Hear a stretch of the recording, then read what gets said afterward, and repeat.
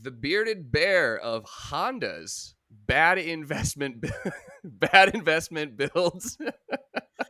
A friend of mine for a while, dynamics expert and the guy that I go to when I have dynamics questions, John Cotton.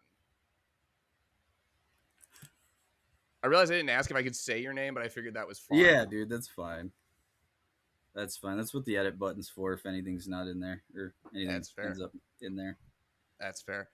So yeah, so you and I have known each other for a while, lost touch for a little while there, but you were the one that trained me how to not suck at driving cars.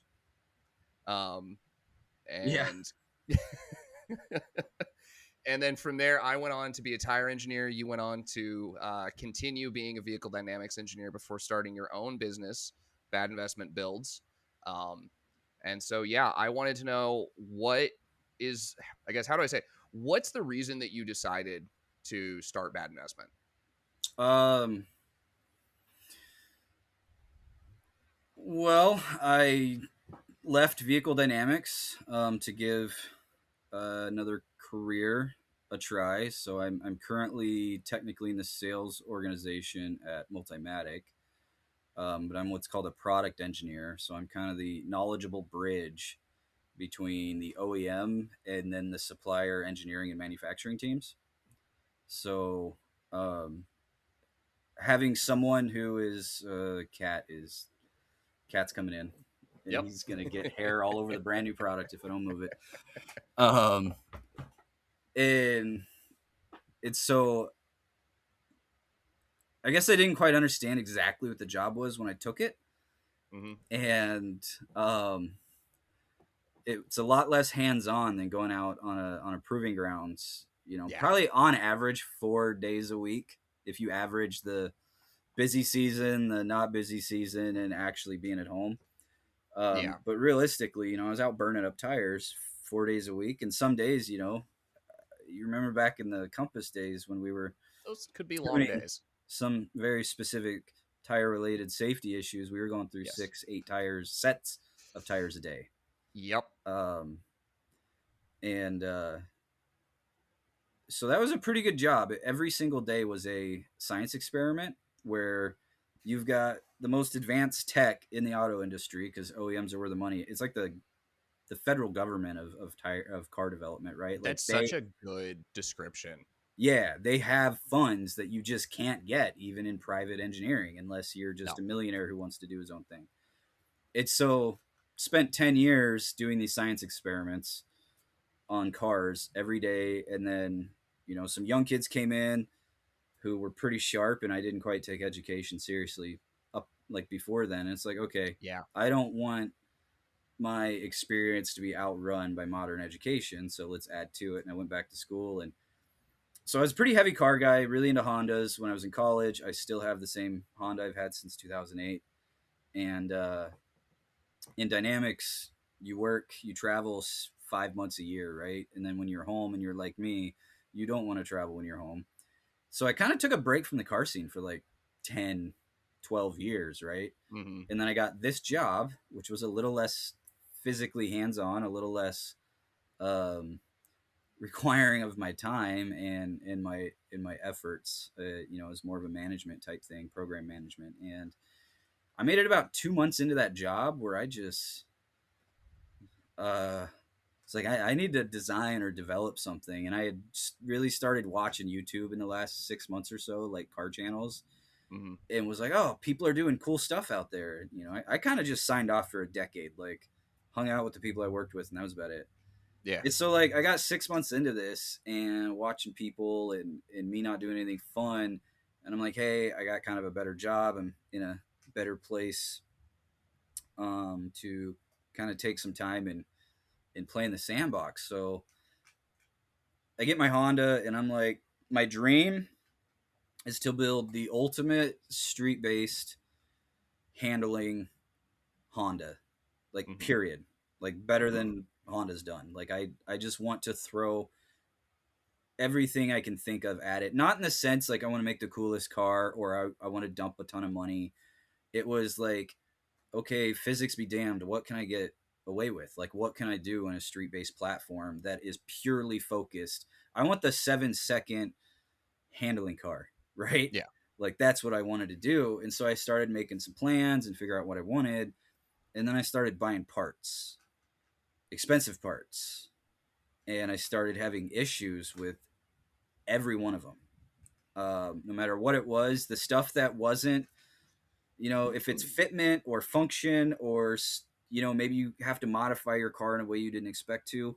If the part itself was physically okay, the shop selling it, distributing it, whatever, would just be like the customer service out the window.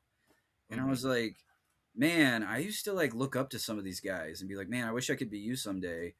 And then I kind of meet them, and because I put a bunch of money in their pocket, they're willing to like socialize with me, and it just wasn't a good experience. And I got sick of spending all this money on either subpar parts or subpar service.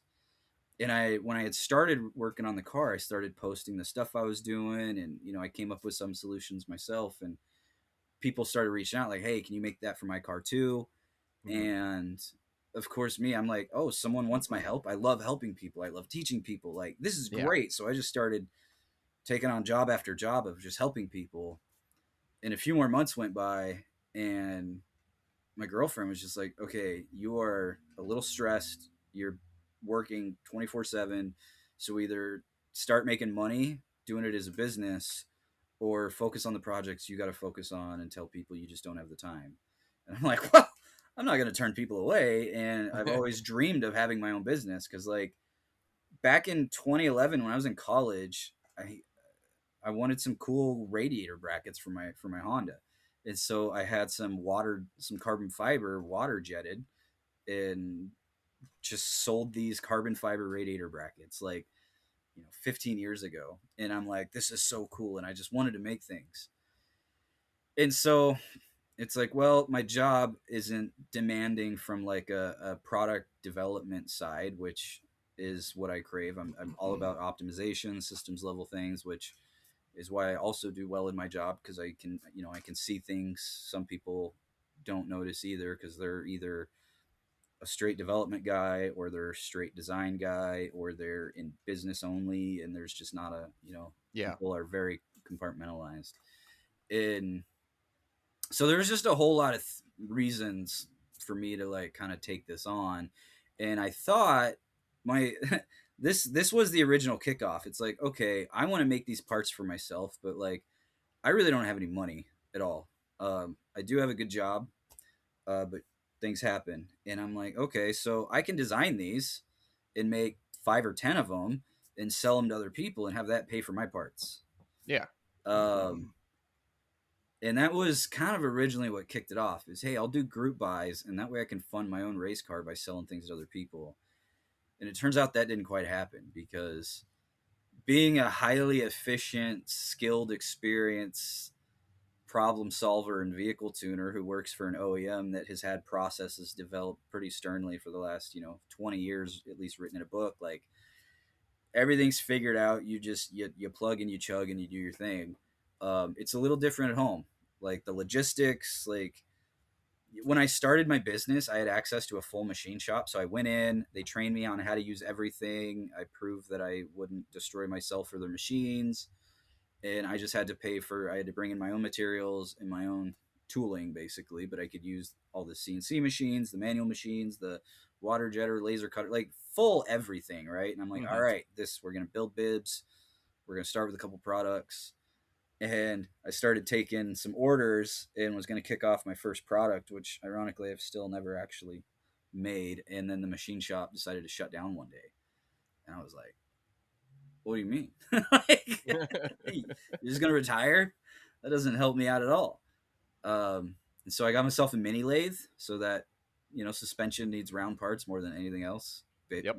bushings, stuff like that. And so that's really what started it. Is I wanted to be the solution, or a solution in the market that I considered a problem. Was, you buy a shifter from a cool company, and you get this big billet thing that looks sick, and you spend $1,000 on it just to find out that it doesn't quite fit the car, or like it's got more jiggle in it than a stock shifter because they put all the money in making it billet instead of like fixing the problems that need to be fixed. And so my first product that really kicked off was the shift kits for Hondas, old Honda shifters. And it just started with, hey, I figured out this rod end actually fits on these older cables, and it, solid rod ends instead of like aluminum inserts or plastic inserts or Mm-hmm.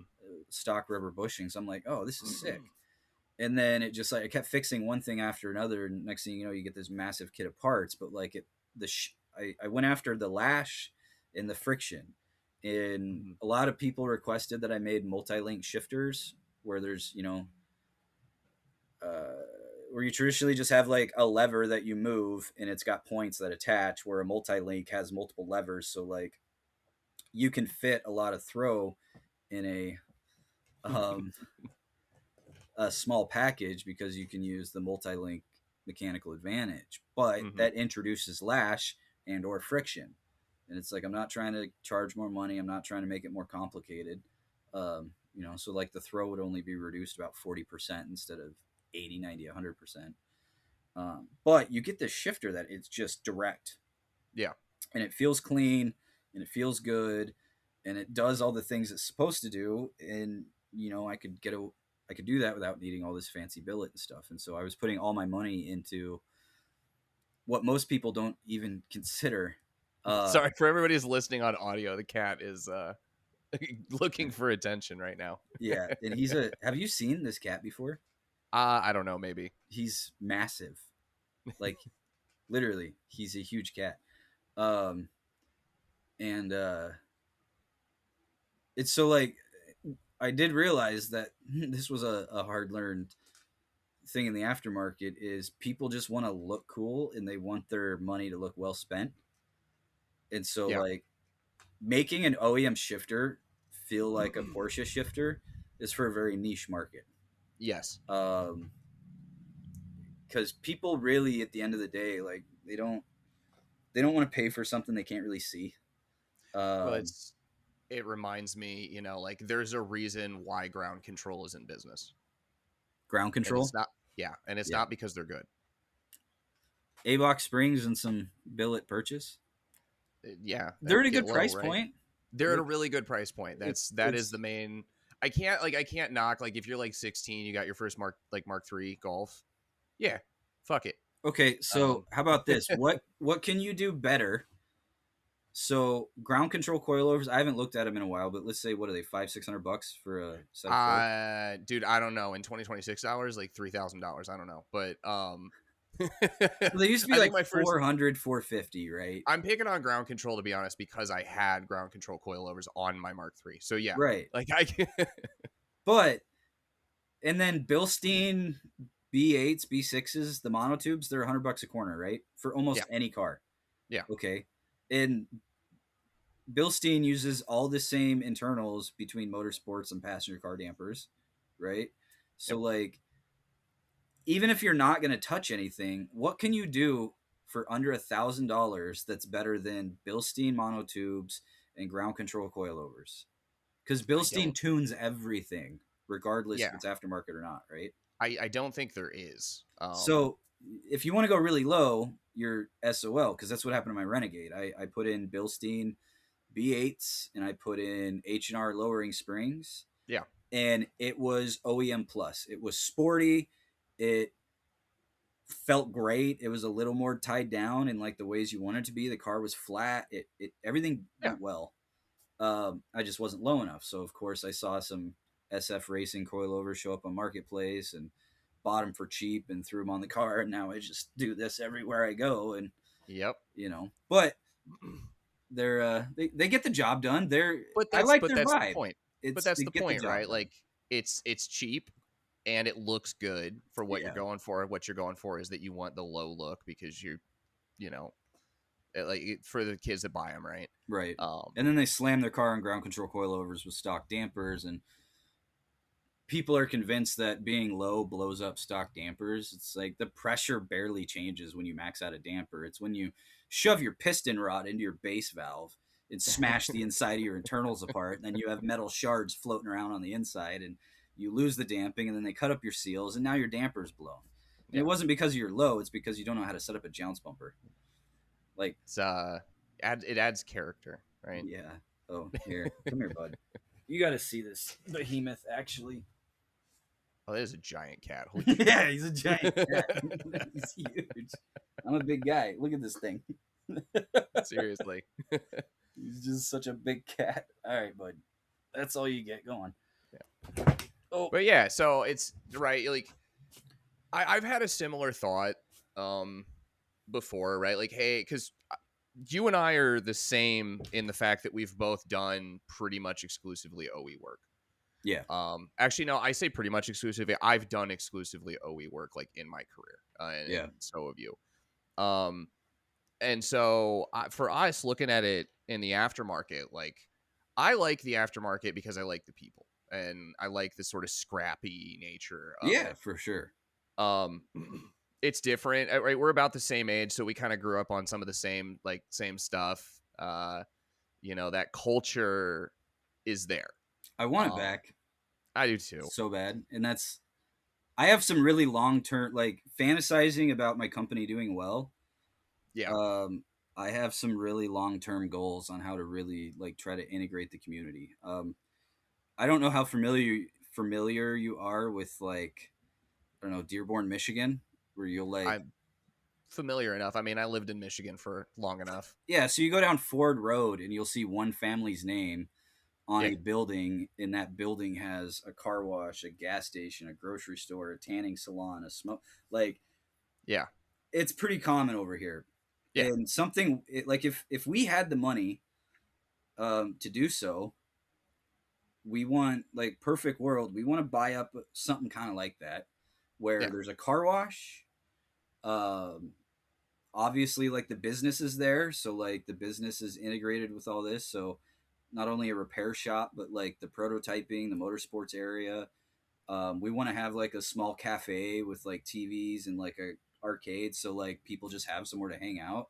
yeah, Because like it's really sometimes I struggle to remember what it was like before social media and cell phones, and it was like, what'd you do after school? You just went and drove around. You just went yeah. out and you drove around. Maybe you'd find a spot to hang out. I used to run Northwest Tuners, which was a massive forum back in the day. I was one of the admins there, and we put car meets together. And we would, I would have to go work with a local business to get permission, and from them. And ironically, Denny's was all the Denny's in the Pacific Northwest. They're big car people, and so Denny's goated as yeah, usual. it's so they would get we'd set up some rules, and people respected those rules, but um, you just go find somewhere to hang out. You didn't sit at home scrolling and stuff like that. And it's so I would love to build kind of this place where car people can hang out. It's like a car show in the parking lot every day if you want. But you can come in and learn if you want to learn. You can come in and hang out. You can do sim stuff. I want to do something where I can kind of bring culture back together. And if I take that even one step further, another thing that Maggie and I have kind of fantasized about is being landlords. So imagine M1 concourse, but not for rich people. Yeah, Basically, like a neighborhood where you are. I hate HOAs, but like that would kind of be what it would be like. But there's like a big shop area where everybody can kind of hang out. They can go into work on their cars. Everybody's yeah. got their own like small, like I don't know, like Instead of shipping like the container house and shitty garage. gym and the pool, you've got a Yeah, shop area. Yeah, and I think it would be just really cool to have like a neighborhood um, where if you're a car guy, you can afford your own place. You can own yeah, it. You can have a small shop, but in your neighborhood down the street is whatever resources you need. Like it's the yeah. clubhouse. That would be Um, great for me when I inevitably need to do the timing chain on my Audi. and like maybe have I some can kind of hear the proving rattle on grounds. startup. I'm like, fuck. Or like an eighth mile, like a skid pad. Like I would love to do like a trade school where you are learning engineering and vehicle development, like, and it's kind of all of it, you know. Yeah. Einstein wasn't a genius because he had high IQ. He was a genius because he studied all day and then went home and practiced, you know. Yep. Um, Yeah. and so, it was hands on. He kind of did everything. And so the compartmentalization of everything nowadays, I don't think is helping because, I help a lot of these younger kids out locally and they're doing stuff with their cars that we would have been shamed for, when we grew up. And like we Oh yeah. put AutoZone APC neon lights on our cars and all, like we did some of the worst, grossest stuff, but like they're not using torque wrenches on like anything. They're not looking up any instructions. They're looking on YouTube for instructions on how to do something from another guy who claims to know what he's doing, right? Yeah. And it's like, holy crap. Well, Um, it's funny because right, I've never been a big wrencher, right? Like I haven't. It's I've Stance boy. the thing is my like thing with cars has always been like I like the cars and stuff, but I also have other stuff that I've been into, and um so like I haven't been a big wrencher, but like I at least know like hey, if I'm gonna dig into this, like there's a fucking torque spec or like Yeah. there's like and You I just have ate to my assume you words. don't know. Be a Yeah, little curious. Grab that's a exact. repair Yeah, manual. like I ate my words. I ate that like hubris on losing a caliper bolt in the Q7 once. Like Yeah. driving home, and all of a sudden it's scratching, and like I look out and like why is the caliper touching the wheel now? Oh, because I forgot to tighten down the freaking M. I think it's an M16 bolt Probably, yeah. to hold the calipers on that thing Yeah. on the front. I'm just like, well, yeah, I should have known that. Like, So I've you never had a know, wheel completely fall off, but I've gotten close. oh yeah. Like I've made so many mistakes too. Yeah, and that's the thing. You're gonna make mistakes. Like you're gonna screw stuff up. Like it's gonna happen. But we were hanging out with each other and we had older guys who knew what they were doing to help us out. Yeah, and And that's like like I still just a that's couple not weeks ago I was up in Michigan because I had to fix. Yeah, sorry, I was busy. Um, I have this DRZ that I bought like years ago, right? Between my first divorce and my second wife, and I bought it with the intention of learning like to ride a dirt bike. I'm like, I'm going to learn how to ride a motorcycle. And it was like 3 weeks later that my girlfriend, who's my wife now, was like, hey, by the way, I'm pregnant. And I'm like, well, shit, there goes that. Um, so it just kind of sat, and then I moved, and it stayed with my buddy up here, and then I was gonna sell it, and he's like, hey, by the way, it doesn't start now, and I'm like, crap, and so and he's got a bunch of stuff going on, so like I had to go up because I had to physically be present to get the teardown started to rebuild the carb, because I knew if I wasn't physically there, he was just gonna put it off, and so I was like, dude, I'm coming up to Michigan, we're gonna do this. I had no idea what I'm doing, but I'm like, all right, I'm gonna go with my buddy because he knows how to rebuild these things, and we're gonna rebuild a carburetor. yeah. And I wouldn't have been able to do that in a day if I didn't have somebody who knew better because he's been doing this forever. Hey, I put a K series in an Integra today in an hour. There you go. My buddy's house. Yeah, I He's like, I'll will. get your hoist back as soon as I can. I'm like, bro, I'm going with you. We're gonna put the motor in right now. Yeah, that's the Also, fun because I part. want my hoist back right now. But no, we went and knocked it out, and it took Yeah, us about an hour. It took us longer to drive there and back. that's not bad. That's the fun So part. I also need to do. I found out yesterday. I need to do the motor mounts on my Q7. Um, this is the joy of owning a 70,000 mile Audi. Is eventually is that you have to do everything all at once. that's funny. They're hydraulic motor mounts, which I'm sure you're more than familiar with leaking hydraulic motor mounts based on Uh, some of our past experiences. yeah, hydro mounts. My '93 Accord has hydro mounts if you get an automatic transmission. Really? Yeah, and pneumatically controlled too. That's impressive. Yeah, it is. Yeah. So Um, they're leaking, but like I had started it, right? And I was like, okay, that sounded kind of weird. And I didn't have it in drive, right? So there's no additional load because right, all-wheel drive plus longitudinal. So like you put it in gear, it doesn't move quite as much, and I just like revved it a little bit, and I just felt the whole car go bump, and I'm like, okay, Yeah. that's not good. The end of last year, I realized I've been focused on the business for the last 3 years, and I've not worked on any of my own cars, but they Yeah. all needed maintenance. Yep. So that's what I'm working on right now. The Jeep's ready to go back together now that I got the T case fixed. But, anyways, back to the business stuff because that's what we're Yes. supposed to be talking about. Technically. Yeah, like I want to teach. I want like my goal. It like people won't do things because they're scared of messing up, I know that and feeling. like people think things are way more complicated than they really are. And so I like this cheat sheet stuff that I'm doing. Like Yeah. I want to be, I want stuff to make sense to people. And so that's been something I've always enjoyed, and the whole teaching and spreading knowledge is something I'm kind of trying to dive into with this cheat sheet stuff right now. But as far as like my business goes, I signed on to way too much the first year, and then stayed committed to it the second year. And then last year was like, yeah, you need to linearize yourself or you're never going to get anything done because it's really easy to get overwhelmed. And like Yeah. this last Christmas, I was like, okay, we're going to get caught up. I got 2 weeks off. Let's put on the board everything I got to do.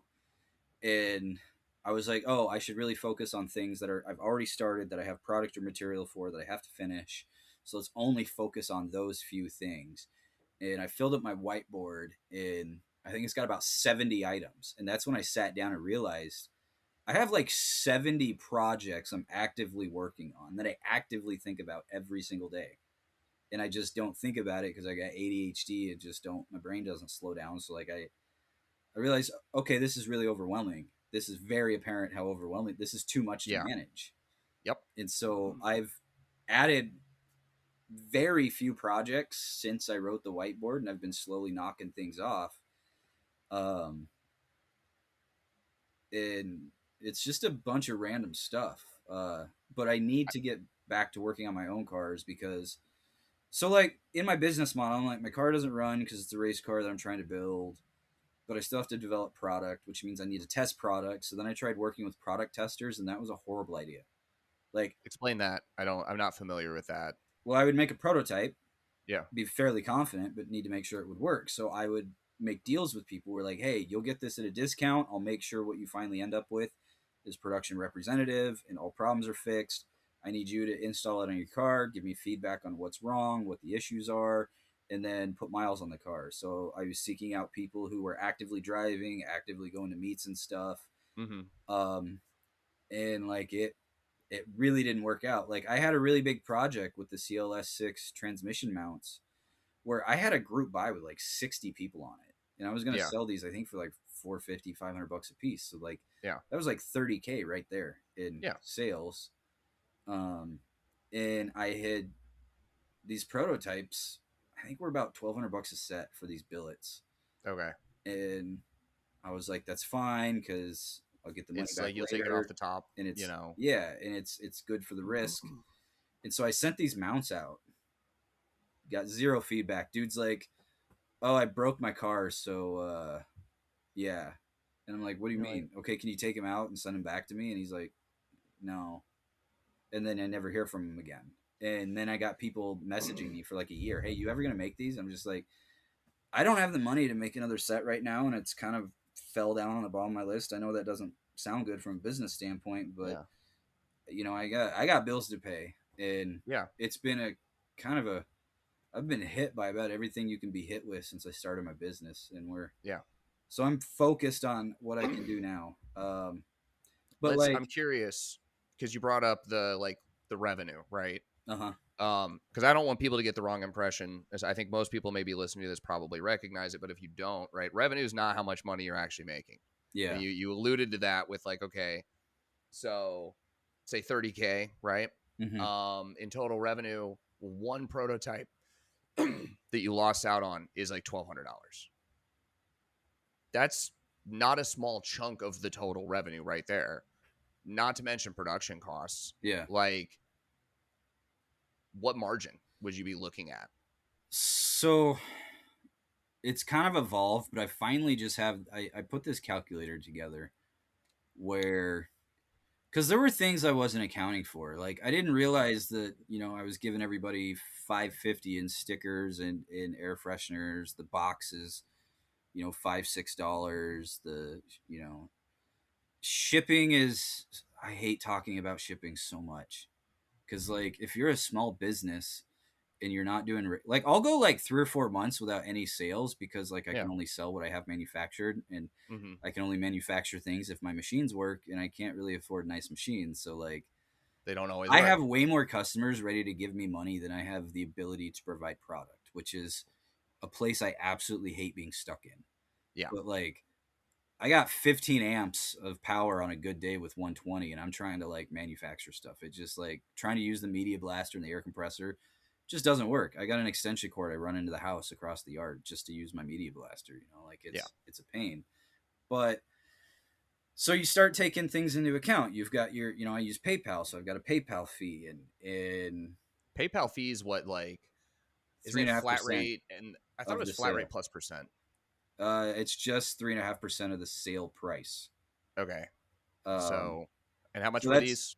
Like 350, you said 450 for. 450 for some mounts. Yeah, So like that's, $20, for something like that. reference, that's like 1575 plus $5 in stickers plus $5 for the box, not to mention shipping it. You're at 25, $26. Okay, now add Just, 21% for tax. yep. So that's what, 450. Yeah, hold on. I'm clicking this. Yeah, so taxes $95. So of your $450 part, we've covered swag, box, not even shipping, taxes, not even manufacturing cost, right? Mm-hmm. We're at 20, we're at about a third of the total cost of the part. Actually, this is a really good. I got a great example. Let's switch to Okay. shift cables because that's what I'm Yeah. mostly known for right now. Yeah, yeah. Nobody supplies like drop-in OEM replacement quality cables. I think Hybrid Racing probably has the best deal where you just get a solid, good quality replacement cable, but there's still some um, aspects from a design standpoint that don't quite scratch my tism itch for because like a lot of cable companies will use solid rod ends like eyelets, right? Yeah. It's literally just a hole, and so Yeah, for yeah. that to work you have to have a gap, Yep. otherwise it'll have friction and not be able to Yep. move, right? So that Yeah. gap introduces lash, that gap Yep. introduces friction. Technically no arc moves in a perfectly Mm-hmm. straight line, so like you have bending, and that bending can cause additional wear to your cables, which Yep. is why OEMs use either plastic sphericals or they use rubber bushings because they Yep. can move, right? um and I wanted a really high quality cable. I bought cable components from a bunch of suppliers, and I ended up sticking with Cablecraft. Found out later that that's also what Quaife uses for their limited slips. Like everybody that makes good stuff uses Cablecraft, and so I started making these cables, and to get them to drop in like OEM without supplying like a new bracket or something, I Mm-hmm. had to make an adaptation to the bulkheads that they supply. So I would order custom links and stuff like that, and then adapt them to the vehicle. And I had some custom rod ends that I had made, some custom adapters that I had made. And I finally get this really good solution, and I start selling for $450. And then I go back through the bill of materials and realize that I left this out, I left that out. There's this labor, and all of a sudden I realize I'm not making any money selling these cables at 450, Yeah. like literally no money. And Yeah. like everybody else is selling theirs for $400 Yeah. because they have economies of scale, Yep. and the components are I'm not going to call them bad quality because they're good quality, but there's different solutions to different things. There's like the 80% solution, it's better, but not perfect. And like you're looking for Right. the best thing that you can possibly make. I want to add the most performance possible with the least amount of cost. Yeah. And if something is an engineering no-no, then I just won't do it. And so like having a solid rod end in a joint that articulates in more than one dimension, like that's just a no for me. Yeah. So that means I have stainless and brass PTFE rod ends, which are kind of expensive. Now I got to sell them for $600 to make any money. The design's finicky. It's got a shit ton of parts like to make it work because I can't manufacture a ton of stuff. Everything I have to do is small scale. And so I'm sitting here and I'm like trying to sell these cables for 650 and it's not going well. Um, but if I had like a CNC lathe that was reliable, I could just completely bypass the adaptation and just completely make my own custom bulkheads that fit to the car. So then I've tried pricing them and having machine shops do it, and I'm still going to end up at $600 a set. Mm-hmm. Like it's easier on me labor wise and easier on the customer, but the price doesn't change, and that's kind of the main issue, right? It's so if I had an extra 20 grand to invest in a decent like small CNC lathe and in more upfront things, I could make a lot more money. And also I could save the customer a lot of money. Like I'm not trying to I want to make as much money as I need to off the business to get myself out of the American capitalist dream of drowning in debt for no reason whatsoever. I just want to be able to make enough money to have a house that I own on my own property where I can have my shop, work at home with my kids, be at home with my family, and like make the world better and make cars better and like be doing this. I don't want to Yep. get rich. Like I don't want to charge a ton of money. And that's something else I struggle with because there's a product. Oh, my hoodies. I originally had them listed for $55 because I'm like $55 for a hoodie. That's a lot of money. But hey, I'm providing. Yeah. It's not just a logo on a shirt. It's Right. information. It's a conversation starter. It's Right. cool stuff. And then I realized that the way their stuff worked is I was making no money at all at Yeah. $55. I'm like, how am I? Because I'm using a print service, right? So like, if I could Yep. buy in bulk, I would Yeah. save a ton It's of money, right? so are you buying like it's print on demand, right? Print on demand, so I Yeah. don't even see the Yeah. product. Those are fucking nothing. You make pennies on that. Yeah, it's like penny stocks, Yeah. but it takes zero capital on my end, right? Yeah. I upload the design, it sells or it doesn't. Yeah. Well, Um, granted, it's marketing, oh but yeah, but from a cost standpoint, if I could buy 100 of each version, or the cost goes cuts way in down. half, Yeah. and then I do the shipping, and they charge what they charge for shipping, where I But the could be shipping on a using. t-shirt isn't heavy. No, but it's still $10 because they have to do all the logistics and Yeah. like all that. Yeah. Where and I can't throw stickers in because then I have to have them make the stickers and like Yep. Yep. it's so at the end of the day, like it's a great option for me to try to make money. If I have some Yeah. good ideas, then I could make $5-10 every sell, whatever. Yeah. It's so that's the hardest part with starting out the business is if you're just trying to claw your way out of things in your own garage, and you don't have money and you don't have capital, like it's here, we'll get it. um it's really difficult. And so I feel like mostly what my business has been in the last probably 18 months is just figuring out how to move forward in a way that I can, first of all, but Hmm. also, like with the cable things, there's a if you don't half ass things, you're like, okay, well, I could do it this way, but that's either a lot of work or a lot of investment, and I can get away with doing it this way, and that stuff can kind of start rolling downhill.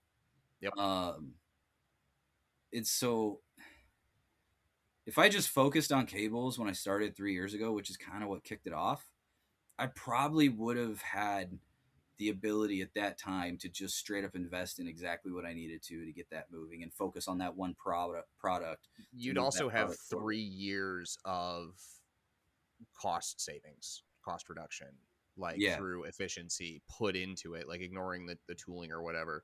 Because again, you and I, right, we come from the OE side of the business. We know what continuously focusing on trying to make it a little bit less expensive without without destroying quality can right. do.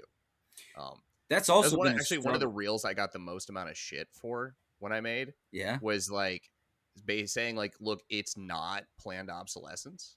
it's It not. is it is literally like there is an expected life, and we do everything we can to make sure it is at least that good, Yeah, because fucking costs are runaway. People don't realize automotive's not a high margin business. It no, really isn't. no I remember some like volume. Ford years where they were like, "Oh yeah, we got 8%." And it's like, yeah, that's pretty good. That's pretty good. And then you look at the breakdown, and you're like, "Oh, 4% of that was Ford Financial." You're like, "So you made 4% on the cars." Yeah. And the other thing is like I was I jumped into this because I had learned so much as an OEM development engineer, doing these studies every day, like really looking at the granular fine tuning everything. Yeah. And I I was passionate about the job, but it was still work, you know? Yes. And some days are ride tuning and tire testing at work early, at work late, engaged all day, but like Yeah. doing the paperwork or moving cars around for other tests, like it's not super it's a day job just like anybody else. Organizing the You tire got to get it room, done. Organizing the tire room. checking all the specs. Nobody at the none of the freaking tire companies use a common spec convention, so everything's Yeah, you're even. like making phone calls. Okay, this tire's got like four stripes. It's a red, yellow, blue, brown. And they're like, "Are you sure it's not like a red, brown, blue, yellow?" I'm like, "No, I'm pretty." Wait, flip the tire around. Okay, maybe, but we also have that one too. And it's like, okay, um, Yep. but when you're doing your business, you're super excited and engaged in everything. And like this, I swear, I my brain is the most elastic it's probably been since I was a small child. Like me Yeah. being so curious about everything, like I'm able to kind of figure stuff out that I kind of teach myself things in moments because there's all these dots that I never connected, but I'm aware of them now, and sometimes they just Yes. kind of fall together, and I'm like, oh, start at the atom, work your way up, and you can derive things that you didn't really understand before just because you were randomly thinking about it. It's Yep. so like I'll start developing a product, and I'll be like, this is a great idea. I'm gonna go through and do this, and I get to the end of it, and then I look at it, and I'm just like, so much easier and half the cost if I just did this different. Yeah. But now I've got this whole developed product, all this prototype investment, like all this time investment, and it's like I have to throw it away. And so like something that I'm not great with is throwing that away and then okay, now let's finish it. My life was kind of crazy, like really crazy in many aspects, and so I was kind of in survival mode for a couple of years, and it's like I would get pissed. And I'm like, all right, I got too much other stuff to worry about right now. This can't progress. So F that. I'm gonna go work on things I can progress. And it's Yep. like, okay, so now I'm going back and revisiting things. Like I And haven't I'm talked about it sure publicly because you have issues with just like you get to the last part, the like, all right, let's just get this off my plate. And you're just like, fuck. yeah. So like this Yeah. whole CLS6 powertrain mount thing. Yeah. I came up with a bushing design that was super ingenious and I tested it. I even rate tested the OEM bushings and then rate tested my bushings, and they were like spot on what they needed to be. But it was a manufacturing process that doesn't exist. It's something I invented, and I created a really cool, affordable product that was a lot of labor. Um, Mm-hmm. but I wasn't 100% sure about how it would do in the environment. So I needed actual feedback. I needed big power cars in the dead of summer, like to really put these things to test. And it was such a good idea and it was such a good design, and if everything had went through it would have been fine. I think, um but I can't really I've matured a little bit, learned a little bit since then, and I don't really want to go back to that. So it's I got like 40 bushings that I could probably put together and sell. I probably will do that. But as far as the mounts go, I could have just done sheet metal mounts and still good ones, right? Yeah. Um, and then I found a bushing supplier that has characterized bushings in a catalog. They're for machine mounts, so the sizes and the rates are not ideal, but they're Hmm. vulcanized bushings that are fully characterized. And I know the environments that vulcanized rubber can survive in. I know, like, because of the OEM side, I'm super Hmm. familiar with that. It's so I've actually redesigned these mounts, and I have bushings in the garage that I just need to throw in that I can get from a regular supplier. So it's kind of a mantra shift. Yeah. It was like, hey, I can save a bunch of money if I do it this way, and it'll be cool. But in the real world, shit happens. Yep. Like, maybe that billet supply or my machine shop.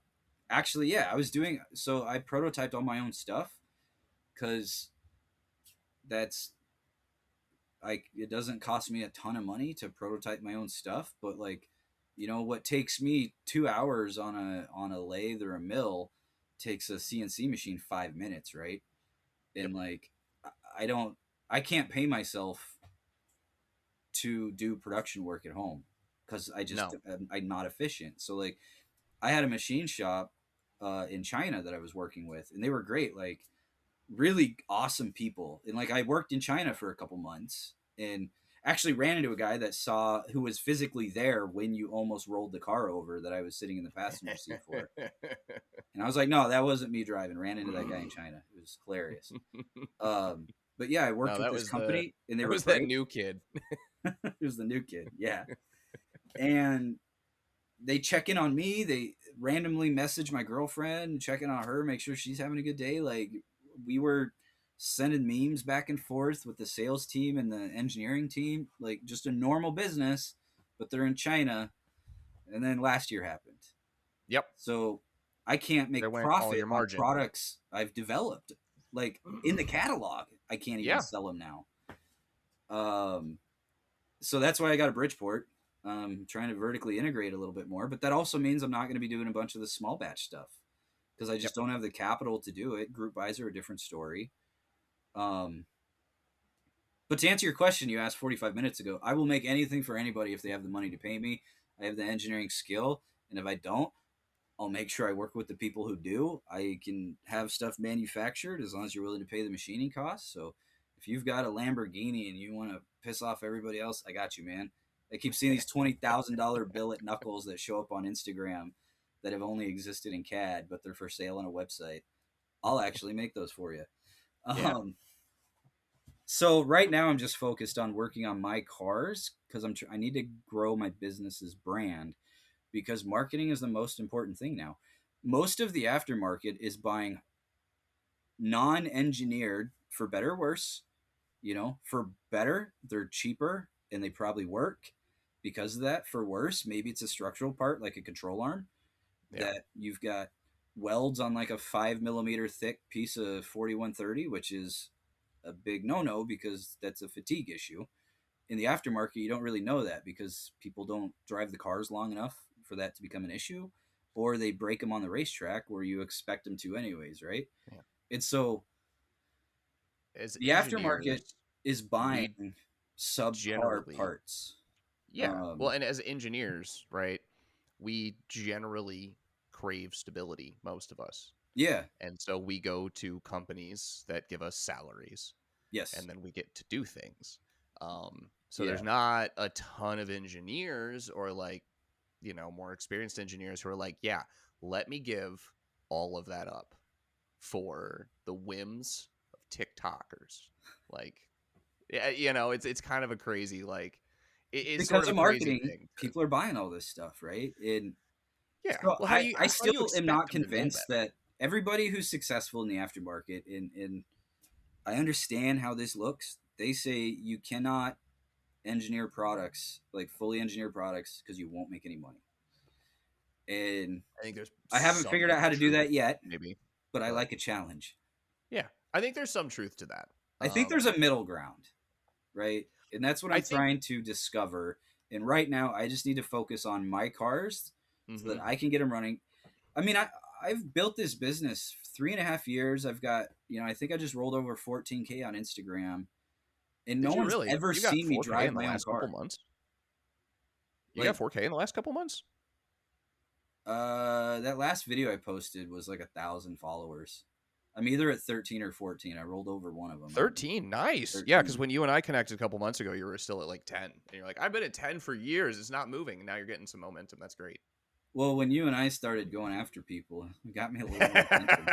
But also it got me more involved with the community, which I think Yeah. is the biggest thing, right? People like, so like if you message me on Instagram, I'll talk to you. I get so many people, and it's funny because I remember being like that. I remember like wanting to talk to the people you saw on DVDs that you'd buy from Super Yeah. Street, right? Or like you'd hear about the guys running 8 seconds in a quarter mile in a Honda, and like the shop owners, like it's you're kind of starstruck when you, I A guess you're little younger, bit. Yeah. right? And then you meet And them.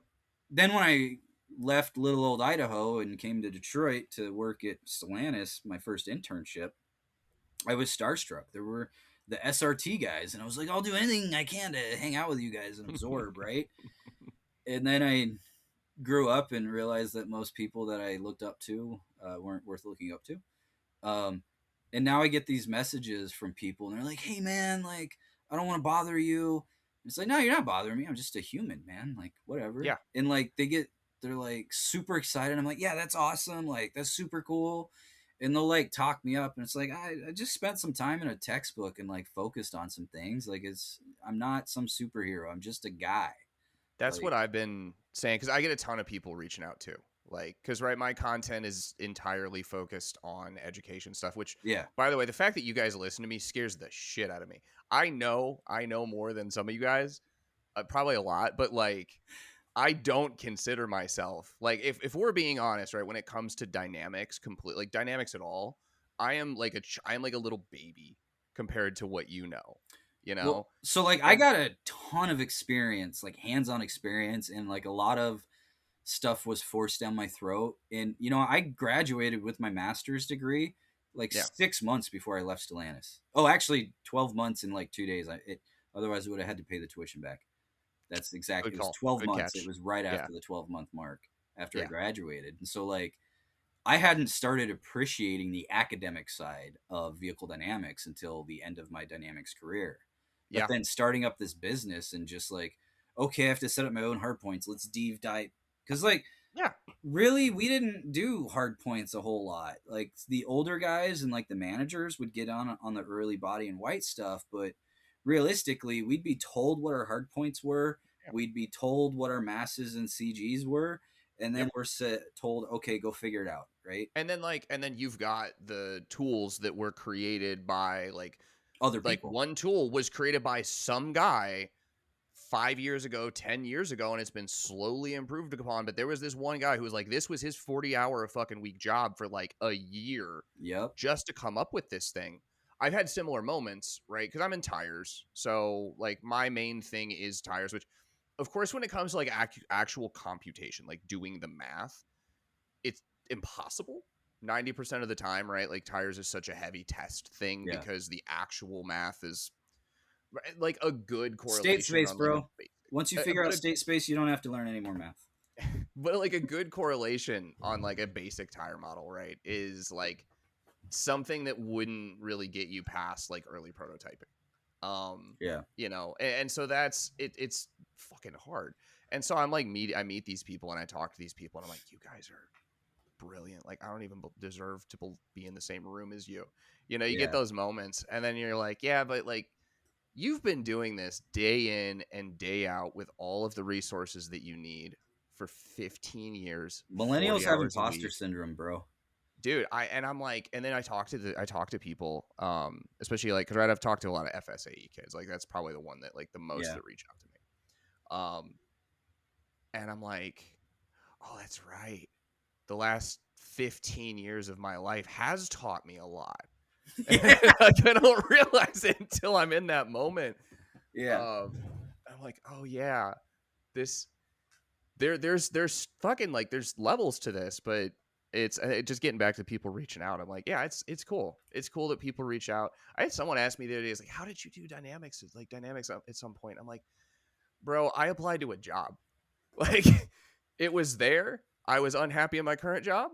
I got an interview. I got the job. Like, that's all it was. I didn't like set up my whole life to be like, yeah, I'm gonna be a dynamics. Like I didn't. It was just like, hey, this sounds cool. I like this. I figured out that I like this in college, and there was a job available, and I got it. That's Well, I it. didn't even know dynamics was a thing. I mean, it makes sense, but like, I didn't Yeah. even plan to go to college. Like, I ran, like, someone signed me up and I just went with it. And then someone's like, hey, don't waste your time or money. And I'm like, I don't have any money to waste. So, okay, I'll figure out what I want to I do. don't have any And I money to hate waste, so I guess school. all I got is time. Yeah. And I'm like, I hate school. So I don't want to spend any more time here than I have to. I just want to get my degree and get a job. That was how I felt too. And I didn't. Yeah. I did. I kick myself in the ass. My wife hears this from me all the time. I kick myself in the ass every day for not caring more when I was in school. Yeah, dude. Oh, man. I regret it so much. Like, because it's interesting how many times you learn the same thing at different levels in school Yeah. and then you finally get it. But it makes sense. Like going back to my Einstein thing, he didn't just read a textbook and be like, okay, that's the information. No, it was like that damn understeer equation that I Oh spent my god. 1.5 days of my vacation just simmering over, even though I already knew it. Like that's how you figure stuff out. Like that was one equation I stared at for 36 hours. Yeah. Like, and it's okay. You You've won't seen forget what it it this time. is, you understand what it does, but like, do you really like? Yes, I mean, exactly. how long did it take you to figure out how camshafts worked? Like, really worked? Like, after you were familiar with cars in motors, and then you like one day were like, but the camshaft, like, how does that really work? I wouldn't even say I still fully understand it because like I just That's my point, right? engines aren't my thing. It's They just never not have something you're been. familiar with, right? And you need Yeah, the I'm like familiarity. it's like well I like yeah, you get the basic idea of like yeah, it's shaped and so it like affects the how long it's open and you know there's an acceleration. And you start thinking about it, and you're like but there's an inertial element to this thing and so there's how do I make sure that it stays contained and then based on the ramp like how am I going to affect the wear? What about all the rockers? And you're like you start going down the line and you're like wait a minute, that's a lot of shit to get And then like the more you know, thought about. the more you realize you don't know, which makes you want to go learn more. Yes, Um, absolutely. Sorry, I wanted to bring this up. I was gonna text you last night, but then I was like, no, we have a podcast today. This would be a perfect time to do it. Um, I was right because we had this like whole understeer conversation that it entirely started because I was trying to understand the scientific definition of understeer in Gigiani's book and like texted you and you're like, yeah, I'll do a quick short and get back to you. And like a day and a half later, you're like, so I spent all this time on this and I think I finally understand now. And here's all these things. And we had like a conversation about it. And so last night I'm reading Advanced Tire Mechanics, right? And it's on GM's tip numbers, right? The HGF number. They have like these GM developed these values basically that you get from steady state, like low speed steady state tire force and moment. They're like, these are really good predictors. And one of them, I'm like looking at the graph and I'm looking at the way that it goes and like it's slip angle versus this. And I'm like, oh shit, it's understeer. Like it was like I had this moment. I looked at the graph and I'm like, oh shit, it's understeer for tires because we yeah. had that whole conversation the day before. And I'm like, oh man. So now I'm planning a short out where I'm like, okay, we're gonna run like this understeer thing like that you did. And like I'm gonna try to take that and package it out a little differently. How'd you And like then those like, 3D graphs? oh, they're so good. Dude, the what did I call it? The Great Wall of Instability. Yeah. And it's Yeah, when like, you look at it in 3D, yeah. it's like And yeah, then like looking at this is it why oversteer's bad. yeah, and then like looking at it, of course, but then of course you do it in Excel, so it's like fucking like 100 by 100 column, like 100 columns I wanted by it to be 100 rows clear. of just numbers, and you're like, oh my god. But like when you're scrolling across, you're like, oh yeah, no, 100% that's what it is. But like I want to do that, and then like I want to like, and then I want to take it a little further through like GM's tip tire stability Yeah. like thing, which it was kind of crazy because I worked for GM. I did tires at GM. So like Uh-huh. I am familiar with this stuff. I talked to the people who created that. Um Mhm. and so it was like then reading about it in a textbook and I'm like, "Oh shit, like this is kind of cool." Cuz if my memory is correct, it was like developed like at least in part by Dave Howland at GM and he's brilliant tire guy. Who does the same thing, like you kind of said, like he spent his entire thing being like, I am an expert when it comes to tires, and I spend most of my time like physically at the flat tracks. Well, one of my internships, I had to develop this model where most people don't realize this, but roads have a crown on them so that water runs Yep. off, right? And So cars back in the day had asymmetric alignment so that they would drive up the crown, so that you Mm-hmm. could let go of the steering wheel and the car would track straight on a crowned road. Yep. Okay. Well, in modern times, we're like, hey, we could just build that into the tire, right? Uh-huh. And have symmetrical alignments and symmetrical cars. Yep. Okay. Well, how do you quantify that? How do you measure it? How do you simulate it? So we had this old like software pack that some engineer had designed, but nobody could figure out how to use and nobody knew what was inside of it. So my main job during my internship when I wasn't doing vehicle testing was to deconstruct this simulator and figure out how it worked, come up with all the math, build the entire system. And what it was is you put in your car's hard points, you put in um the entire suspension and steering geometry, everything, and then a lot of tire data.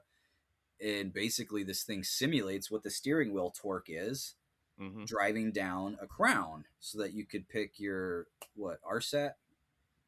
Is that what it was Well, back I in the guess day? you were. I assume you were using. I'm assuming you were using what PRAT. Well, so I had never heard of PRAT until like the year after that. So this would have been like 2012. And then all of a sudden RSAT just disappeared. And then PRAT Was became well, RSAT would be what residual static self aligning aligning torque, torque. self-aligning torque. Yeah, PRAT Yeah. would be pi. I always forget what the P is. You know, you ever do that too, where like you've been using an acronym long enough, you're like, wait, shit, what does it actually stand for? Yeah. But Well, yeah, PRAT or Kinicity, I right? I guess had it'd one. be weird to do Kinicity I had sorts to one. like do Crown though, because then if you're not on Crown, you would just We could also measure kinicity with it too. yeah, I actually do have a plug real quick. So yeah, the talking about jumping into the equations and learning new things, ride frequency is like one of the easiest first things you kind of learn. It's pretty straightforward conceptually. yeah. And we would always say, okay, we're going to start with a 1.15 ride ratio, which is the ratio of the rear ride frequency to the front. That's where we Mm-hmm. start. And then we'll get in the car and feel it out because most of our assumptions were off by some amount, anyways. Yeah. And like I've had cars end up around like the 109, and I've had cars end up at like 125 ride Okay. ratio. And some of the high speed off road stuff is like sometimes it's a negative or it's a ride ratio is under one. It's like a 0.9, 0.95. So that's what the front damps out The after. rear is a lower ride frequency than the front. Yeah. Okay. Okay. It prevents the cars from Yes. going head over heels or Yes. heels over head. I don't know. And so like I when I really started getting into the math for this calculator, um, I wanted to actually simulate what the well, I've got Is it. yeah, we can sort of see that we can sort of see the shirt. Well, yeah, so there's suspension on this is geometry, calculating springs based off geometry and spring stiffness and tire stiffness. And then the back is like your actual ride stuff. But I've got some cool things here that'll make it a little easier. I have a shop towel. These just showed up today, by the way, so I just unpacked them. Yeah, the Shop shop towel towel has is a the same cool thing that addition. the shirt and hoodie does, and it's a little hard to see. Um, and then we've got this mouse pad. And I was gonna copy and paste everything, but Bibs is about doing the right things for the right reasons, and just copy pasting something onto everything is not doesn't sound right to me. So I put a little extra hints and info on everything. They're all a little different, and you should be able to see it on this mat here. But there is a so this is the how to for everything. But if we look at the ride section, there's an equation somewhere right here, There it is. and it is the ride ratio equation. I Yep. have never seen that before. And what I realized when I tried to line these lines up, which is a front and rear axle input, was that there is no consistent ride ratio because if you are considering going over a bump where the front goes up, you continue, the rear goes up, and they have to meet in the middle, like so that you land flat and go up flat. That's completely dependent on speed and wheelbase, right? Yep. So the same ride ratio on something, if it's flat at 60, it won't be flat at 90. Correct. Ironically, the way a robust ratio works is it's pretty flat over a broad range, which is why it's ideal. But really, wheelbase and speed fundamentally come into it. And so I'm like, okay, well, how do I quantify that? So if I tell someone that the ratio to pick is somewhere between 1.1 and 1.25, that's a vast amount of spring rates you can still back calculate and choose from. That's not very helpful. Sorry, Nope. I got the hiccups. So I was like, well, how do we figure out how it works fundamentally? Because that's where to start, right? You start at the mathematics, acknowledge they deviate, go from there. And so I said, okay, here's my front response from the impact, and here's my rear response from the impact. Well, what is flat ride? It's where essentially the way you feel it is you bottom out flat and you come up flat. But what you're doing is you're minimizing pitch. The whole point Yep. is to minimize pitch. And because you have dampers, really one cycle is all you need to worry about. So if you have flat ride, you can go over multiple random cycles and still stay flat because the suspension pumps together Mm-hmm. instead of bouncing like crazy. It's so I was like, okay, well, minimizing, taking the RMS of the pitch curve, which is the difference in angle between the front and rear axle, and if you minimize the RMS of that sine wave, then that's the minimum pitch, right? It has to be. And so I optimized in Excel. I kept changing the ride ratios a little bit until I got the RMS minimized. And then I kind of made sense of why that worked. And I came up with this equation, which was the ride ratio is equal to 1 over 1 minus the front ride ratio times the impact delay. And the impact delay is simply wheelbase over vehicle speed. So what that's essentially saying is if you're at unity, you have 1. So instead of just looking at the numbers, you need to look at equations like physical phenomenon, right? So you got 1 on the top, and then you've got 1 minus the front ratio times the impact delay. Now, if you're shooting for a ride ratio of 1, for whatever reason, your impact delay in your front ride frequency have to basically be 0, which isn't possible, right? Um, and so if you kind of look at the way the equation forms, when your front ride frequency goes up, your ride ratio gets smaller because the number on the bottom's getting it's 1 minus 1 point plus some time frame. It's so like if your impact delay gets bigger, Yep. then you get more negative. Yep. Um, that's not the relevant part. I'm like It's 1 following, but minus some factor. So if that yeah. factor, the ride ratio and the speed gets bigger or smaller, it moves in direction one way or the other. Yeah. And so I kind of picked up on that, and then I tried to force a fit to that RMS, and that's the equation I came up with. And I'm like, huh. So I typed in a couple wheelbases in vehicle speeds that I knew of and front ride frequencies that I knew of cars I put in production. So they were measured very well. I could tell you the valve code inside a Grand Cherokee damper still. I've stared I'm at the sure. like after all these years, it's just ingrained. And I'm like, hey, this equation, I graphed it within 3% fell into these. It correlated to the front ride frequency and the ride ratio of every car I've ever put into production within 3%. Now, I've never put into production a race car, and I've never put into production a little tiny wheelbase car. But like when you run the math out, you kind of learn some stuff. I'm like, wow, this is actually a really cool equation, and I'm gonna graph it. And so like on the graphics that I made, I actually made a little graph to try to help people because no one's going to look at that equation in like we just did and be like, oh, yeah, if one gets bigger, the other gets smaller, blah, blah. It doesn't make sense. But what does make sense is if you tell yourself, hey, if you've got a fast moving short car, you need a really high ride ratio because the rear has to really catch up. And so that's the blue one. Yep. And if you've got a slow moving long truck, which is this pink one, um, it the ride ratio doesn't have to be as fast because it's longer and it takes longer to get there. Yeah. And Um, I want to stop for a second yep. and just illustrate something. This is something that you developed. This is something you do on a regular basis. This is something that you know, and it still takes a second to think it through. Yeah. Yeah. People don't quite understand how much work it takes to get to a point where you understand something. And then if you're still not using it every day, you're going to have to go back and Yeah. like review it.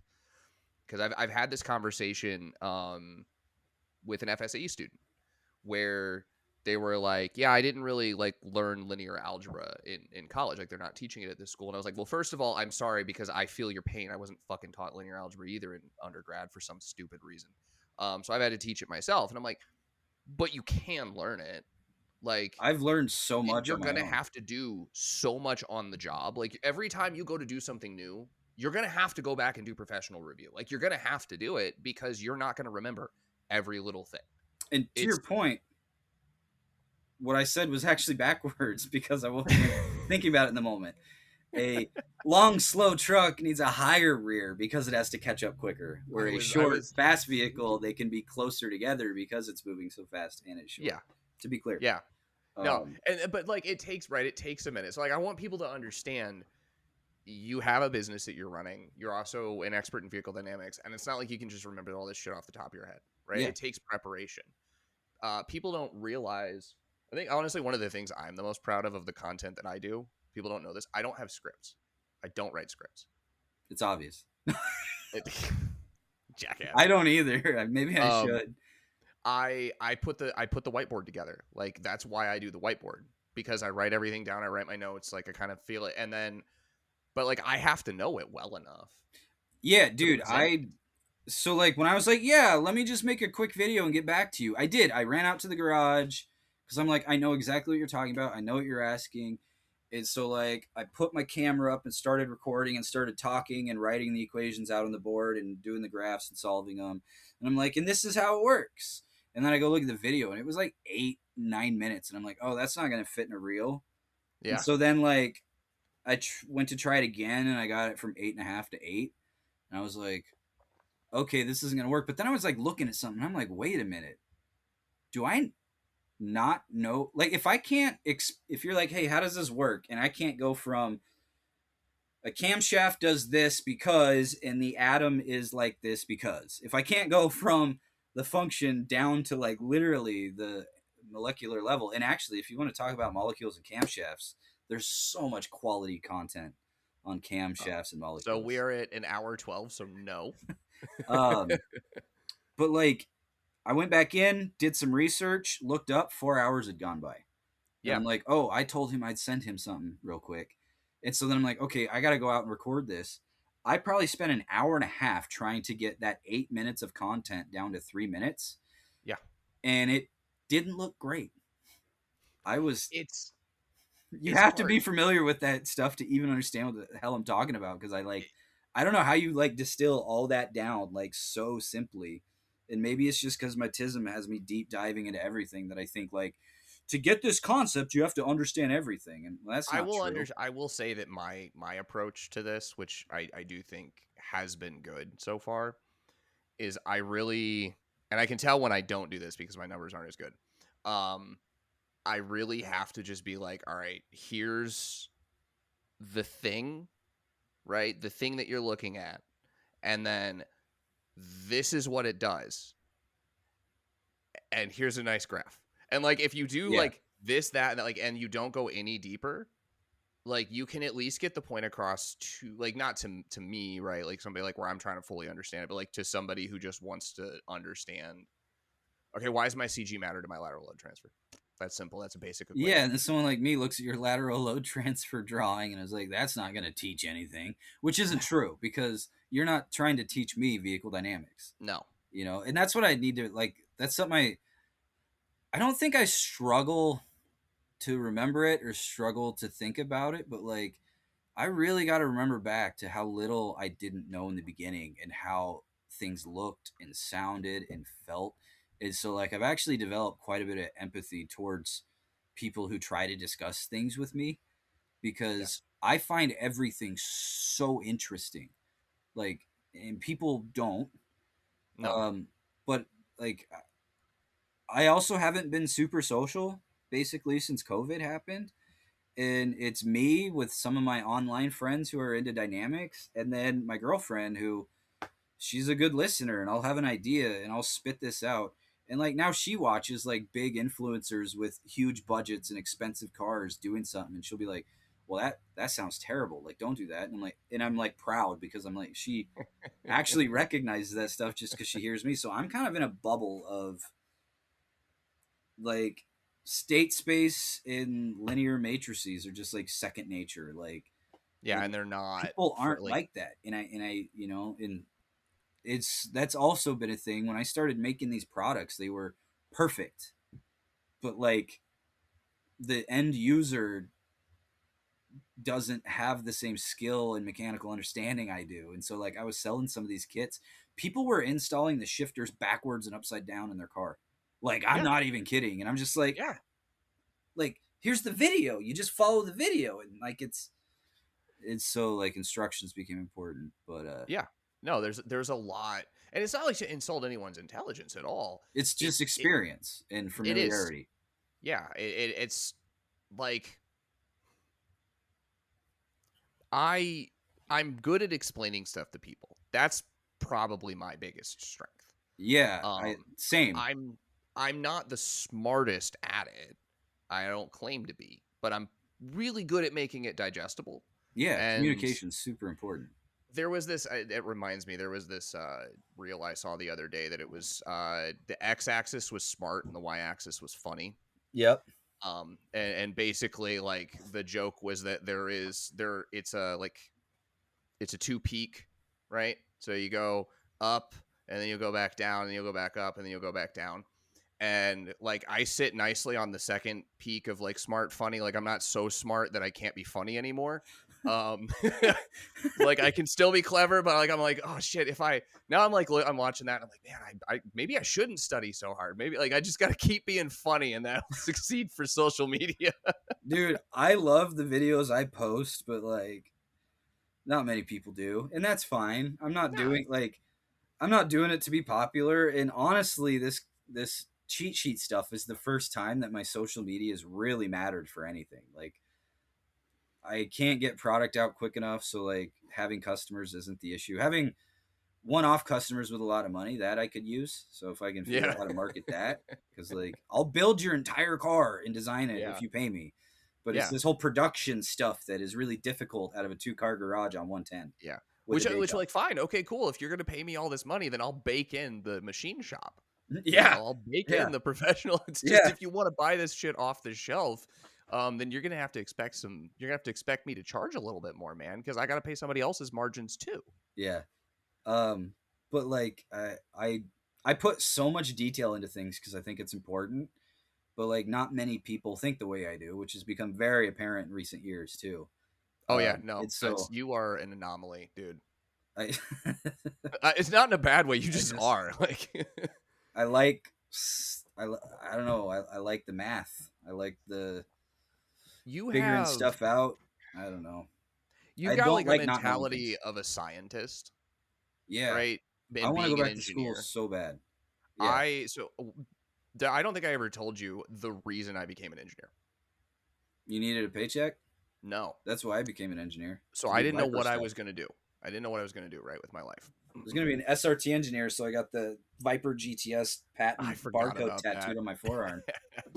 No, like legitimately in high school, I was like, I got three things. I was like, I'm either going to go into like law or like medicine. Like those were the two things I was going to do. That's what I was But I told like to do. my physics class. I like my physics class. Well, yeah, I was going to do those two things because they're good for money. But I liked my physics class, and I had this teacher, and he was an ex Air Force pilot, Mr. Schlopkel. Okay. Um, yeah, Polish guy, I think. And he said to me one day, he's like, Mike, you're not smart enough to be a researcher or a scientist, but you are a solid B student, and you would make a fantastic engineer. And I'm like, motherfucker, I'm in. I just missed the like testing and finding secrets in the physical world that nobody's ever discovered before. It's our ancestors crossed the Mississippi. I want to make shift kits for Hondas. I really nice ones, bro. They're so I nice know, I'm just when they're joking. in stock. Uh, um, No, but there is something to be said though, right? About being like, like let's say like someday, right? Society looks back on it and they're like, he did make the best fucking Honda shifter. Like that would feel pretty good, right? To be like, you are the best at like one thing. It doesn't matter if it's like shift kits, whatever. It's like you are the best at this one thing. Like that is cool. so here's my whole thing with I. I acknowledge that I'm not the fastest guy around a racetrack. Like when we went karting as vehicle dynamics guys, I would be mid to front pack, but never in front. I mean, Yeah. granted, I back then I was 320 pounds, and your average dynamics engineer was like 120 to 150. But Were they not when I was in your group? Not when I was in the oh group. no, oh so when you like around the time you left, all the old Yeah. guys left, and then we Okay. brought in a ton of kids.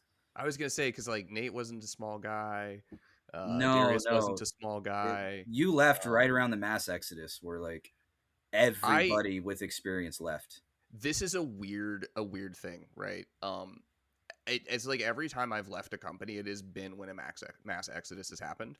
So I have realized Interesting. that I am the harbinger of I am the harbinger of discontent. Um, Well, I mean, you did complain a lot back then, so maybe people just heard it and woke up and were like, you know what, he's right. yeah, I was it was kind of a shitty group, man. Like I liked the guys, but it was kind of a shitty group. Dude, I did like I would ask my boss when I first started, like, hey, it's like 5 o'clock, can I go home? And he's like, yeah, why are you asking? And I'm like, because everybody else is still here and they're sitting on their computers and nobody's working. And so Yeah, I'm just like, I just started going home at 4 if I was done, and I felt weird, you know. yeah. But No, it was. It just I honestly, it was like it was. Did they really expect to hire the dude who was engaged?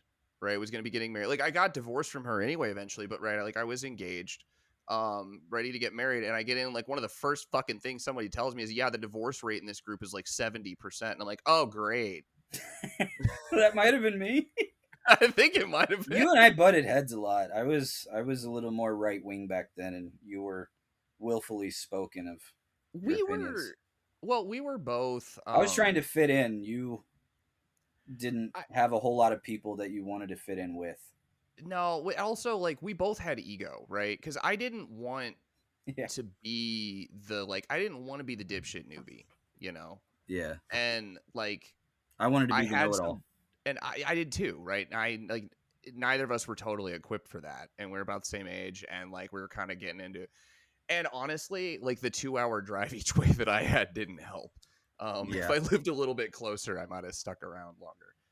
But then I ended up in tires, which was cool, right? Because I got to see like a side of the industry very few people get to see.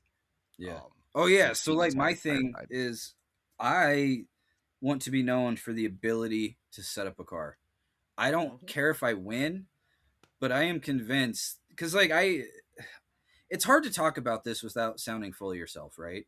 I think But you got to have a little bit of it. I don't know too many other engineers out there who developed an entire platform on their own. Like No.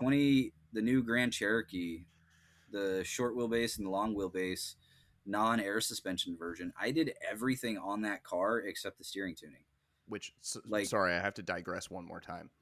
Um, that is another. It is like it is the pinnacle of everything that bugs me about Jeep because the Compass, aside from the fucking engines, is actually pretty good. Like you get rid of the powertrain and it's pretty good. And the Grand Cherokee, I want to love that thing, but the motor sucks. yeah, And it's like everything aside from that, like I've driven one, I've been inside them. I love the the new PHEV Grand is Cherokee. sick. Put full regen on, and you've got like a super nimble car, man. Yeah, except for the fact that it's a Stellantis PHEV, which does not have the best reliability. I True, owned a true, Pacifica, so true. like, which by the way, a mutual connection of ours who currently works at a competitor to Stellantis, who does dynamics things, was rather offended when I gave my honest feedback on the Pacifica because I said it is dog shit.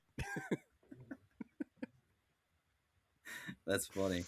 He was pretty upset. He's like, I think it's pretty good. I'm like, no, it's fucking awful. Like, I hate this car. I hate this car so much. I hated the Pacifica so much. I bought a 70,000 mile Audi Q7. Ugh, that's a jump. That's a good car though. Oh, the But Q7's like I great was when it works. trusted to do that Yeah, because when manpower was low, you could send me out to Arizona for 3 months, and I'd come back with a production representative car yeah, on my own. And then I started working with a lot of damper suppliers doing damper tuning, and they had headcount issues too for a while, and so they wouldn't have a ride engineer, they'd have a ride tech for doing the dyno measurements and the rebuilding.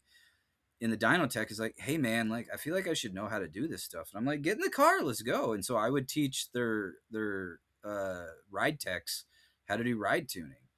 yeah, And a lot of these damper suppliers, they'd be like, yeah, John Cotton, he knows shit, he could feel stuff that our dynos couldn't. Like I'd figure out two valve codes that looked identical no matter how you measured them, but be like, hey, do you feel this? And they'd be like, yeah. All right, now do you feel this? And be like, oh yeah. And I'm like, yeah, it's different. And they kind of go through the valve stack and explain mechanically what I think's happening. And so I'm not trying to put myself on a pedestal here, but like I objectively did things that other people told me they hadn't seen other people do. And I would pick up things that other well practiced engineers didn't. And maybe early on I couldn't quite explain it, but my dad told me my entire life I'm just such a sensitive guy. That I think that sensitivity really helped me out career wise. I mean, that was sensors honestly get that was like a stand-up level setup. That was like a 10-minute story been going on just for the joke of my daddy my know dad what. told me I was this. Hey, in My the dad told me I was a sensitive guy would make such a good shirt, by the way. oh, I could do that. Yeah. Sensors, the more sensitive they are, the more valuable they are. So I don't see the problem really. It's how you No, look I at would say life. so. But Yeah. like You know, between everything that I've done, and not many people have followed the path that I have. I don't really know of too many. It's so weird how vehicle dynamics guys just don't really get into cars. They'll throw tires and brake pads on a stock car because they like driving, but like I like the creation and in the yeah. optimization. And I think like in grassroots motorsports at least, that what I lack in driving skill, whether or not I do, because I have no comparison to the rest of the world, but within vehicle Yeah. dynamics, I was average. Yeah. Those guys do a lot of driving. Yeah. But I think I can be competitive. And there's a lot of stuff that I see guys with expensive race cars with a lot of sponsors where I see their cars doing things on the track. And it's just like, you're giving up so much time and like stability. And I got a video I got to send you. You're gonna love it. I'll find it. I'll send it to you. But it's a hill climb, I think, in Europe, and it Mhm. was ranging from like crazy homemade Evo builds with 1,000 horsepower to rally cars to full on GT Le Mans cars. Okay. And the cars that looked the fastest were the slowest, Oh yeah. and the cars that had the most high level engineering were the fastest. So the Mercedes GTR, like tall ride height, tons of wheel gap. It's Yep. that thing's built to survive 24 hours at Le Mans, right? Yep. Um, that thing was doing this, like moving, going down the track, fastest lap time. But as it moved, it pumped. It didn't bounce. It didn't do this. When it Yeah. came into corners, the rear wasn't skipping, like Yeah. and messing up turn in. And it's just like you have all these cars, and the fastest cars were the rally cars with the softest suspension on a Yep. completely smooth pavement hill climb, right? I think people don't quite grasp like, and I realize this. I say this as somebody who's not as experienced as you are in this. The I also have equation zero is experience racing. no, but I mean, So, like, you understand the math behind it. Like the, but the basics, very, very basics of understanding why we have suspensions, it becomes rather obvious. Like, cars are running very stiff because they need to control the aerodynamics. yeah. You get outside of that, there's not a ton of reason to be doing that. Hey, those Like, rally there's, cars had some big arrow on them too. I mean, they're yeah, not but going 200, but no, but right, like they're not necessarily using the arrow like an F1 right, car uses arrow. Like F1 does the thing that it does because it's a very, very specific, very controlled environment. right. I'm sorry, fucking Brandon from Missouri, but your S13 doesn't need it. It just doesn't, you know? And people don't really think about the tire either. Like you can overwork a tire. Like Oh, yeah. you want your tire and your suspension to work together to Yes. be as responsive as possible and to dissipate as much energy as possible Yes. going over any undulations, right? If you're on a glass Yes. track, be a go-kart, that's fine. Yeah. Unless you hit a curb or unless you get loose or Yeah. Just don't hit the whatever. curb. You're good. But um, if you're, let's say you hit a bump, right? You hit a small bump, not where it really upsets the car, but it upsets the unsprung mass. And so you hit this bump, and your springs are super stiff. And so as you go over the bump, your tire compresses a ton because your spring doesn't, right? And Yeah. as you come off the bump, it does push up the car a little bit, not to upset it, but it is pushing the car up.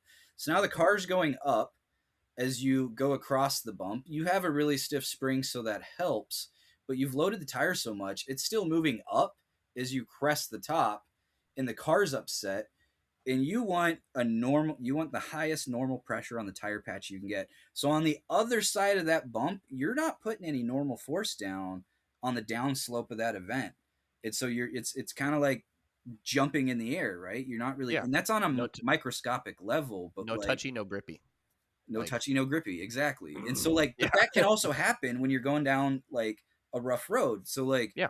the molecular camshaft thing, 30-second overview.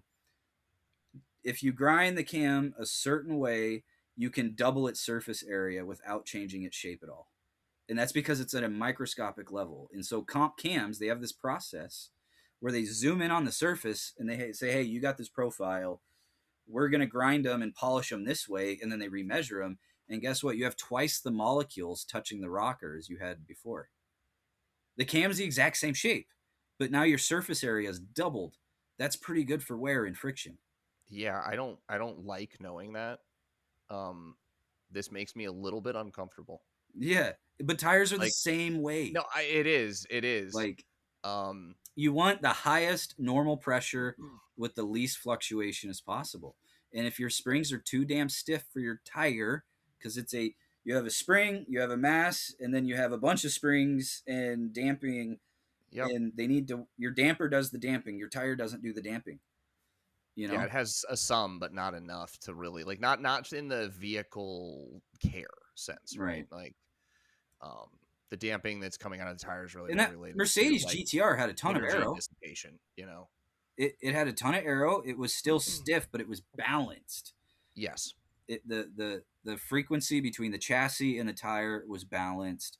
The energy like you see these That high was level Le Mans cars that are insanely stiff and they're going down these bumpy roads and they're just going. yeah. And then you watch a video of a month later of a dude in some high level amateur motorsports with a home built thing and he's going down that same section in his not Le Mans car and the thing is just going crazy. And it's like you're giving up energy, like you're Yeah. giving up efficiency, right? Yep. Um, I think we'll have to end in a minute here, but yeah. one of the things that pissed me off the most being like an engineer is I've always hated everything with like respect to relating to frequency. Like I With hate what? with frequency. I just Oh hate yeah. frequencies. I hate dealing with frequencies. It was something that never made sense to me, and I realized that everything's fucking related to frequencies. And I'm just like, it's a head on the desk moment. I'm just like, all right, I guess I'm just gonna buckle down and figure this out better. Um, There was or a as my transition daughter, when I was in dynamics where yeah, the older guys would talk about spring rates and the younger guys would be like, no, frequencies. And it's yes, because the older guys weren't super educated and they called them cowboys back in the day. They just go out, handle cars, not serious engineers. And it's like, no, even if it's a single event, like dampers are a thing, it's a single cycle, like everything is frequency related. do you think that the new engineers coming in are more experienced because it's more competitive, or just because the programs for them to understand like what they need to get into is better? I, 'Cause um, that's I can't really answer that question because technically speaking, this is the first time in human history that the people coming out of school are less capable than the previous generation. That's an issue. Yeah, So I was just more thinking like with these guys going into dynamics, right? Because like I've talked to some of so the the FSP education students, is much right? better Like, yeah, if you have people really focused on it. I haven't hung out with 20-year-olds in a while, so like I don't really know I what's going on. I But haven't like either. some of them I run into, even in engineering, they don't seem to have a passion for finding the answers, I guess. No, I would And I agree. think that's where things are going to be difficult. They Um, kind of they collect knowledge, they don't apply it. Seems maybe yeah. that's been my Um, experience at least. I Like they mean, if it collect weren't for like the younger guys that came business. in after you left, that exodus, like I probably Yeah, wouldn't have gone back to grad school. yeah. My unfortunately, my going back to grad school was did not happen because I left the company that was paying. I Which, won't. granted, I got more on the job experience in tires than I ever would have if I Right. had stayed. So I know more about tires now than I would have. I just want to be Doctor Yeah. Dynamics. I want a PhD in vehicle dynamics, man. So okay. Anyway, this has been great. It's been long, but it's coming up on 9 o'clock, and I have children, and I like to go to sleep at about 10. I'm So working on getting them. So yeah. So you'll understand. You'll understand in a couple in a year or so. all right, I got a Um, poster coming out, but if you want to learn about vehicle dynamics, this is ride frequency handling. Should be out by the end of the month. yep, and we will be promoting that. I will be helping you promote that as well, I'm sure. So Sick. cool. This has been fun. We'll definitely do it again. I think we got some good And topics we can come up with. absolutely, All right, man. absolutely. Later.